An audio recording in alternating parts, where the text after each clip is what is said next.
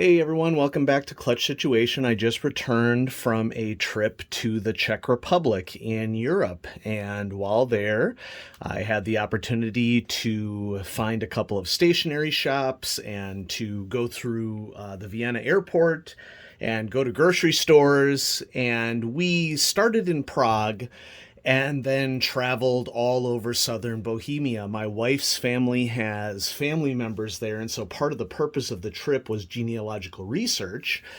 And my wife and I went along as part of the group, and oftentimes my wife and I were able to go shopping or sightseeing or just taking in culture, eating, while my father-in-law was doing genealogical research. And so during those times when I was shopping, I picked up a bunch of stuff. And I think I'll start here with stationery and then move on to writing instruments. And then I'm going to finish up today with some trying of snacks that I picked up in grocery stores, which is perennially popular on YouTube. Of course, people like to watch people trying snacks.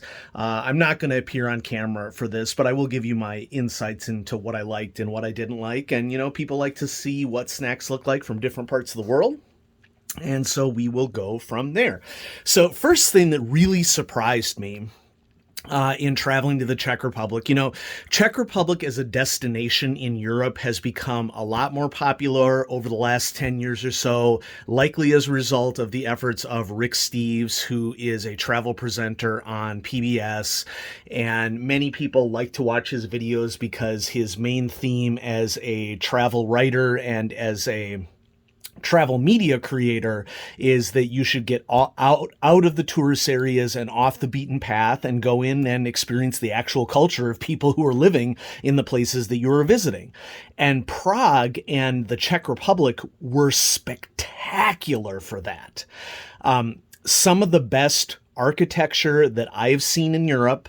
I've been to Germany, I've been to Austria, I've been to UK. I'm very fortunate in that I've been able to go to a lot of countries. But basically the Czech Republic has it all. It has beautiful architecture, beautiful scenery, and the beauty of the Czech Republic as a tourist destination is that it is still generally cheaper to travel to the Czech Republic and to Prague than it is to travel to most other major cities in Europe. And, you know, I'm looking at London, Paris, the big ones. I'm not saying that there aren't other cities that are cheap to travel to, but Prague is definitely cheaper than any of those examples that I named. And so, for example, in Prague, the average cost of a meal for us was somewhere between $10 and $20. And if you go to London, anyone who's gone to London knows that the average cost of a meal is going to be anywhere from $25 to $50, depending upon what meal you're eating. So Prague is definitely cheaper. That was true of stationery as well. I got these 3 stationery books that I'm going to be showcasing here for, I would say, a quarter of the price that they would have cost here in the United States. All of these little books or booklets are manufactured in the Czech Republic or in the neighboring Slovakia to the east. So here we have blue, black and white with accent, $5.65.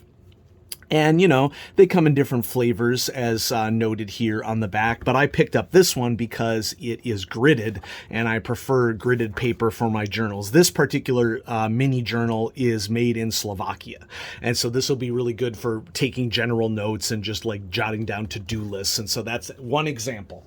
Next example, this has cute little lady beetles on the front of it. And I don't read or speak Czech. I will tell you that I will tell you that the majority of people that we encountered in Prague speak English. Most of the relatives that we interacted with speak English and Czech, and a majority of them also speak German because, you know, the Czech Republic and the regions around the Czech Republic were for many, many, many years part of the Holy Roman Empire and were associated with Germany, especially in the northern and western portions of the country that border Germany. Most people speak German as well. And so I was actually quite surprised that I was able to to communicate quite well with relatives of my wife's family who didn't speak English, who spoke German. So, that was a cool little use of my limited language proficiency. This particular journal is made in the Czech Republic. And I'm going to use this one for writing samples for the different writing utensils that we have. And then last but certainly not least, we just have, like a general 50-page notebook. This one is made in Slovakia.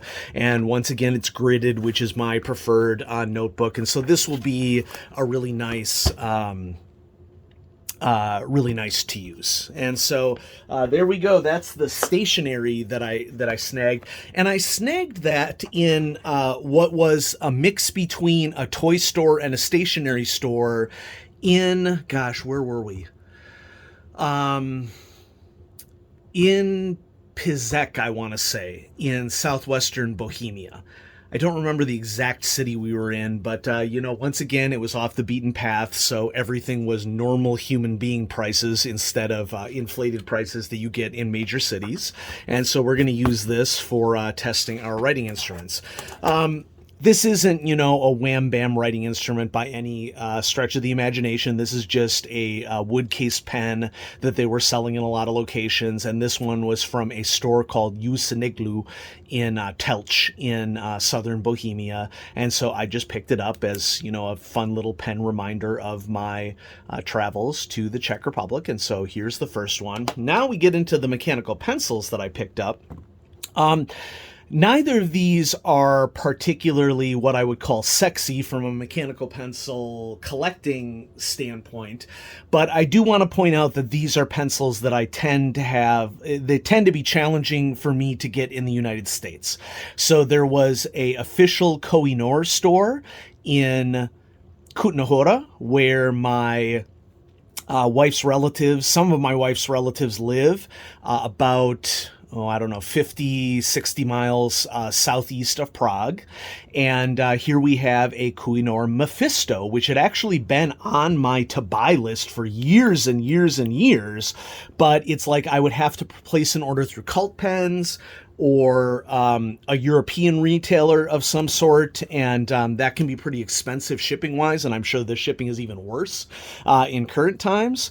But here it was. I looked at their mechanical pencil possibilities, and I was able to see that they had a Koh-i-Noor Mephisto in stock, and so I picked it up. This is the 0.9 millimeter variant, and it has a very basic eraser. I was using it throughout the trip. Strong pocket clip.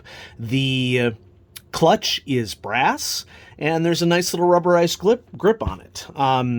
It is not a retractable lead sleeve, and so normally we would not consider this to be pocket safe, but since I got it in 0.9 millimeter, it's a lot easier to keep this in your pocket without ruining your pockets. So there we go, the Koh-i-Noor Mephisto 0.9 millimeter. It has a really nice action, and it has a really good sound for action. I don't know if it's going to pick up on the microphone here, but let's just see. Maybe you can hear that, maybe you cannot, but I'm glad I was able to snag a pencil that I had been searching for years and years and years, and being in the EU got me access to it, and so that was pretty cool. It was not expensive. I want to say it was $5, okay? Next, we have the Pentel Fiesta. This was purchased at the store that had these notebooks. And, Pentel Fiesta is just like any other classic bare bones mechanical pencil. I think that this was $1.50, okay? And it has a PD-1 eraser, plastic pocket clip. You can see just looking through the clear portion of the tip here that it is a plastic clutch. And so not the best manufactured mechanical pencil in the world, but hey, it's something to add to the collection, to say that I've added to the collection. I don't think that I've come across a Fiesta 2 in the United States at all. The model number here, incidentally, is AX-125 or AX125-D, and it's 0.5 millimeter, and yeah, rubberized grip. And so this is the Pentel. It does not have an extended lead sleeve, so I'm guessing that it would be pretty easy to break the lead on this. But for something as bare bones as $1.50 for a mechanical pencil, which this is way better than what you would get, even, I would argue, even per unit when you compare it to the very basic Bic mechanical pencils here in the United States, which will go for like 50 cents a pop, depending upon, you know, how much you spend for them. And so, Pentel Fiesta 2, 0.5 millimeter. Okay, so, you know, better than a kick in the face, as we say here on Clutch Situation. It has this interesting little eraser cap, so you can keep your eraser, you know, in good condition. Does this whole assembly come out? No, I think that you just take the eraser out. Yep, and you get access to the lead sleeve by just taking the eraser out. So this does not come apart very easily. But like I said, better having it than not. Lamy! I was in Vienna airport and we were coming home and we were all exhausted because we got up at, 5 o'clock in the morning for a 7:30 a.m. flight. We did not plan so well on that one, to take us to Vienna. So from Prague to Vienna, and then we had a flight from Vienna to Chicago ORD, O'Hare, and then finally a flight to Omaha. And this was a long travel day because our last leg from O'Hare to Omaha, we had a 7-hour layover and then we had a 3-hour delay. It sucked. Okay. It was really bad. But before it happened, something good happened, which I was able to get access to a really great selection of Lamy pens, mechanical pencils, and fountain pens right in my face.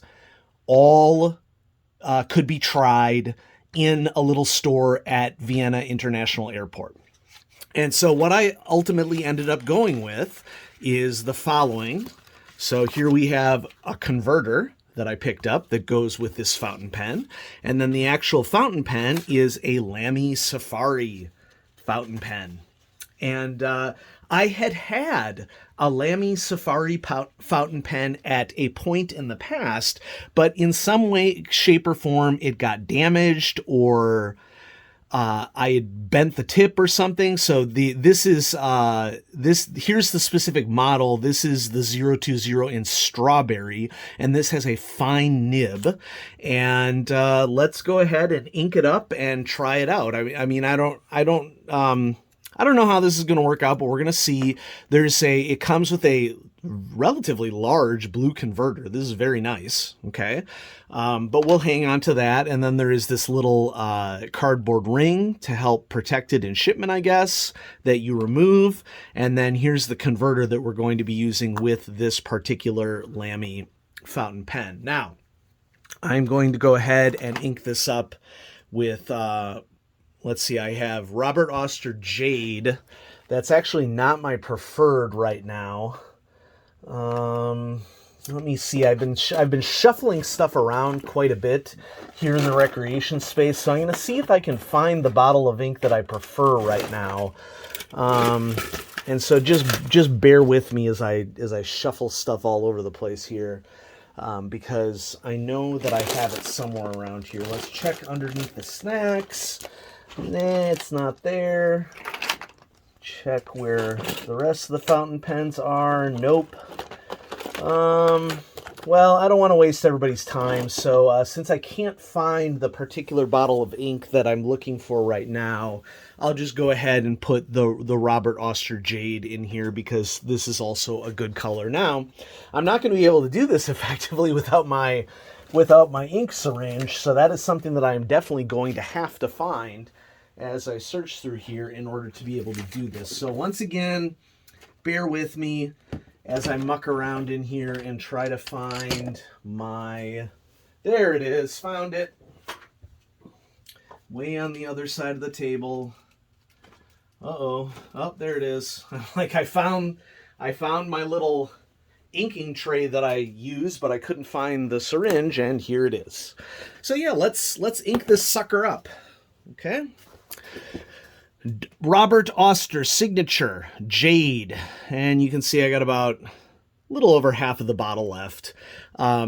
some of you who are not as familiar with fountain pens, you might look at a bottle of ink like this and say, like, that's hardly any ink. A bottle this size will last you a really, really long time, depending, of course, upon how long you are or how much you write every day. I don't use fountain pens every day, so my ink lasts me for years and years and years on end. And so we're just gonna fill this sucker up with ink. Okay, does not take a lot, even for a converter. And then we're going to stick this into our nib. I ended up getting a fine nib. I had a wide selection of nibs available for me. Extra fine, fine, medium. I couldn't remember what I preferred in Lamy, but I figured that fine was a safe bet. I might have preferred extra fine. It's not like it's going to change the outcome here because, let's be real, it's not like I'm going to be returning this or anything. So what I think I'll do here while we're trying some snacks is I'm going to leave it set up right so that I can get maybe the ink to drain a little bit. And I have, that's not going to work. Let's try this.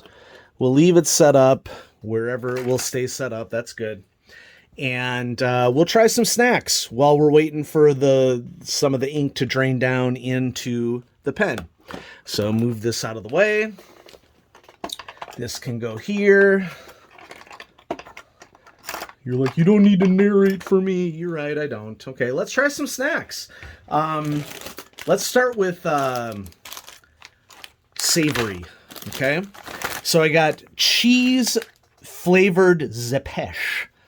I don't know if I'm pronouncing that correctly. It says Bohemia on it, and all of the information on it is in Czech, and it says that it is made at Intersnack in the Czech Republic. And then some of you may be aware that Lay's or Lay's equivalents have a wide variety of different flavors depending upon the regions that you purchase them in. And so other examples of flavors that I saw while I was in the Czech Republic are like creamy cheese or something, which I think was implying that it was like camembert flavored or something. They also had this, which this is prosciutto flavored. Okay, and so let's check to see. The manufacturing plant here is in Tabor, which is in southern Bohemia, or just outside of Tabor. And yeah, these are Bohemia chips, and I don't know if these are a subsidiary of Lay's because they look very similar, or if this is a knockoff. I did see Lay's potato chips explicitly displayed in stores, not always on the same shelf, or not always in the same store. I don't remember ever seeing Bohemia chips and Lay's chips in the same location, but we're going to try these. And so, yeah, post in the comments if you know a little bit about this. So prosciutto flavored potato chips. Let's check it out.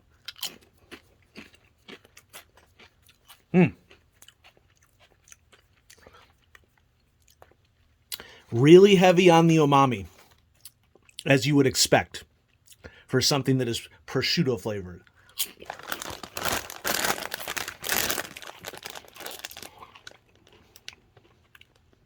I'm expecting to see some sort of reference to MSG in here. I don't know if it's going to be called MSG because, I don't speak Czech, but I'm getting a very strong savory MSG flavor from these chips, which I like. I like MSG. Monosodium glutamate has gotten a bad rap. We're pretty sure because it was targeted at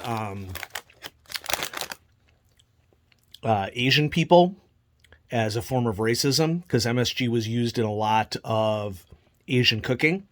And there really isn't any scientific evidence that MSG has a negative impact on people. So these are good. I like them. All right. We'll have some more of those for lunch today. Next, what looks like Swiss cheese flavored, like little Pockies. Ooh, and it had a nice little release of air when I opened it up, so we knew that it was fresh. Now these I'm going to have to eat pretty soon, or I'm going to have to put them in a Ziploc. Okay, so like a little pretzel stick.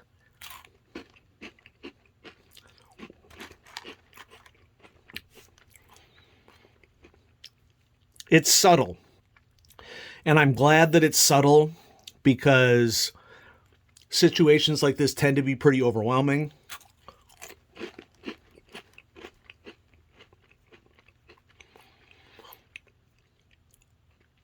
I don't know how much the microphone is picking up my chewing. And so if you don't like chewing, obviously this may not be the portion of the video for you. You might want to skip ahead to the fountain pen. Yeah, they're good. Would I buy them again? Probably not. You know, I want to try different things, but I don't mind them at all. Duty-free store, Vienna Airport, Frutella. These are not made in the Czech Republic. These are made in Holland. The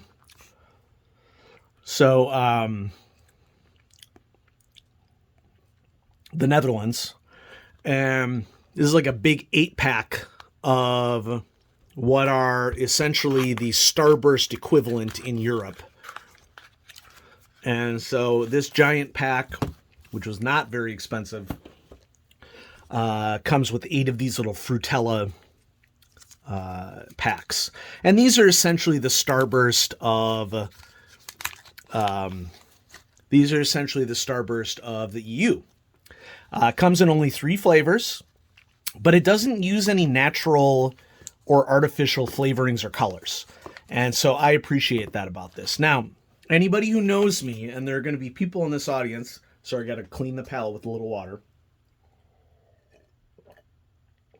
There are going to be people in the audience who,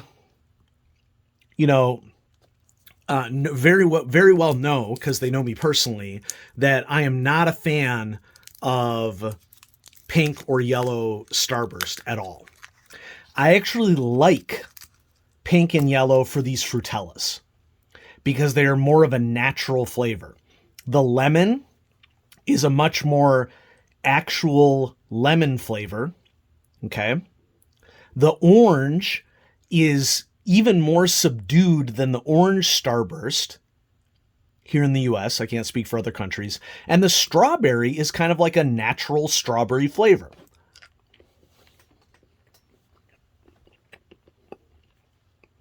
Got a nice chew to it.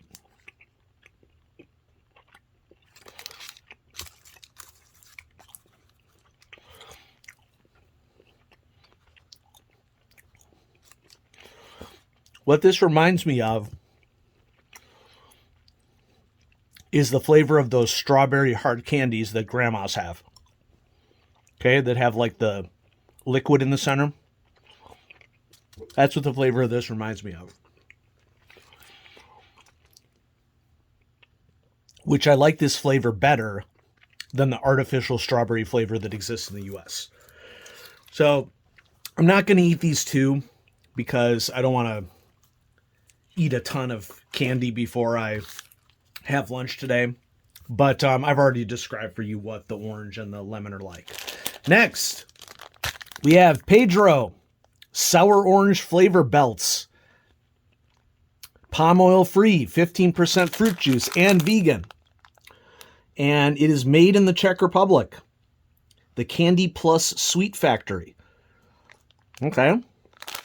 So, offensive caricature aside, we're going to check out these orange sour belts. If I can. All right, we're just going to sacrifice the packaging to the packaging gods because I am not. All right, let's check this out. Extreme sour.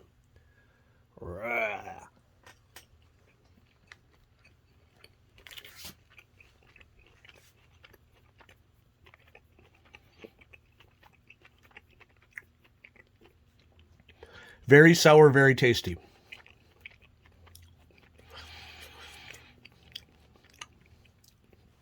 very much a natural orange flavor, as opposed to an artificial orange flavor, which would basically just be citric acid. I wouldn't be surprised if they used orange essence in this. There's no English on the packaging,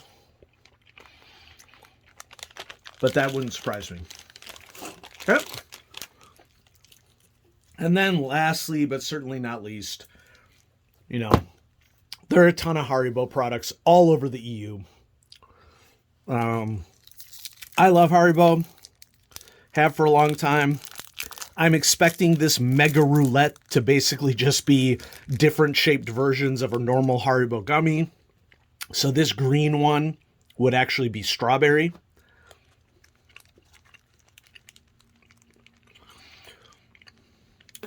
Yep. Tastes just like a normal Haribo gummy, only in disc shape. So I could have gone hard on Haribo while I was there, but I elected not to, because Haribo can also wreak havoc on the digestive tract for various reasons. So I just got this Mega Roulette because it was unique and tastes just like other Haribo. So yeah, there's a little culinary tour of snacks from the EU for anybody who's interested. Let's check out our Lamy Safari fountain pen that I got in red. Has this interesting little X at the top. It's almost entirely red. Strawberry is the official color. And when you look at the inside, you can see the ink, but you can't really tell that it's green. So it gives a very nice indication of like sort of a black and red, which are my school colors that I work with. And it can be a little bit to get a fountain pen started. And so what I think I'm going to do here is I'm going to pause the video. I'm just going to run it really quickly under a tap to get it going, which usually is a technique that one can use to get a fountain pen going. And I will be right back. All right, I'm back. Let's see if we got it to work. We're getting it started a little bit. Okay. Generally, this is a way that you can start to get the ink flowing on a fountain pen. And once again, this is the Lamy, and I went ahead and posted it. We're getting there. So this is the Lamy Safari. I know that it's very light right now, but it'll come out more as we continue to write. So Lamy Safari fountain pen, fine nib. Okay. And specifically, this is strawberry. Nib size is the right size for me. I thought I remembered that extra fine was a little too fine for me for a Lamy fountain pen. And that's basically what I'm feeling as I'm writing right here. And so, yeah, ink is a little light right now, but as I continue to write with it, it'll get better. So this is the nature of inking up a pen live on camera. Lamy Safari. There we go. We're getting there. Fountain pen. Strawberry. With Osterman Jade ink. Okay. I have a green that is a slightly deeper green than this. I got to find the bottle. Fine-tuning ink has been a fun adventure for me for fountain pens. And so, there we go. Now we're getting there. Lamy Safari.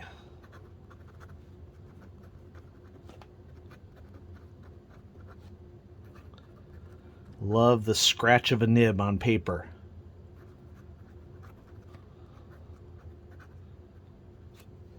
Okay, so it's still a tad watered down, but as I continue to write with it, it will get better. And one of the things that I like about Lamy fountain pens, especially, the classic styling of the Safari, is because it is made of plastic, it is very lightweight. And so a fountain pen that is made entirely of metal, which, by the way, recently I had found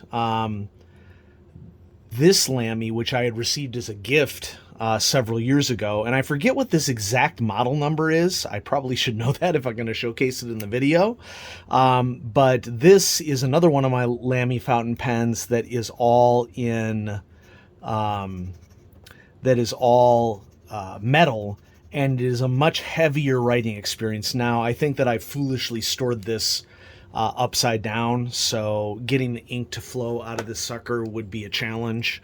If we take this one, oh, okay, this one just needs to be inked, period. Okay, so it's not even inked right now, but I had lost this for like 2 years, and I was pretty heartbroken about it because it's a really, really nice fountain pen. Lamy makes great fountain pens, and it had fallen between the seats in a car.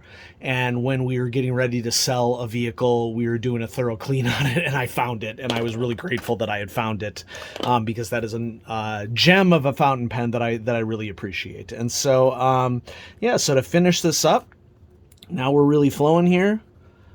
Lamy Safari fountain pen, fine nib. Strawberry is the name of this reddish color, and Osterman Jade ink. There we go. All right, so there's my little tour of everything that I picked up while I was in the EU, specifically the Czech Republic. And so I hope you enjoyed this little tour of the stationery that I picked up and the various writing instruments, both fountain pen and rollerball pen and mechanical pencil. And I also hope you enjoyed the little culinary tour of snacks from the Czech Republic. Thanks everybody for watching, and I will have more fun stuff coming at you on Clutch Situation. Have a great day.